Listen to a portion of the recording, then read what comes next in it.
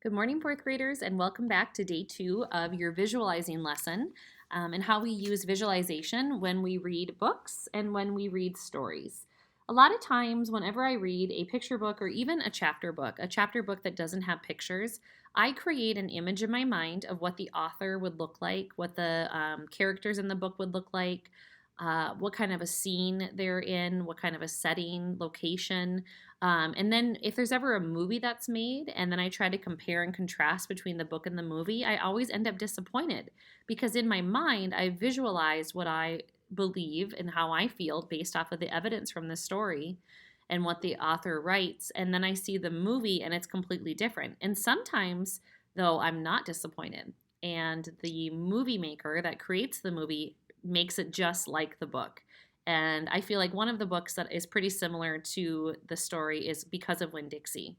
So if you've never read that book before, you should read it and then watch the movie, and you'll see that the comparisons are pretty similar. So we're going to continue with visualization today. And this book is called See the Ocean. We started it yesterday. And I just want us to continue to try to make a picture in our mind. So as I'm reading today, I'm not going to show you the pictures, but I just want you to close your eyes and visualize what's happening, what's taking place. Do you hear the sound of the ocean in the background? Can you hear the main character babbling away as a baby? Can you see her two brothers playing in the sand? Here we go. When she could talk, she asked endless questions about the ocean. How old is it? How big? How deep? What's the color? Why the waves? Why the sound? Her father answered as well as he could, and her mother explained with stories. Are you visualizing what's happening? Can you imagine her asking those questions?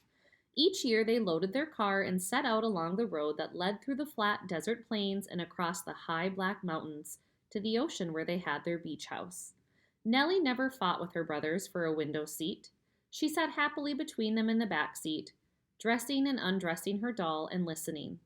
She listened to them talking and telling about the things they passed along the road. They played games, too, while away for hours on their long journey. Nellie never played. First, she was too young. Later, she wanted to be the scorekeeper.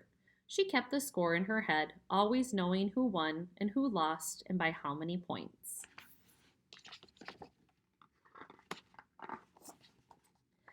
Every year, when they reached the foothills of the Black Mountains, another game started as they drove up the mountain pass.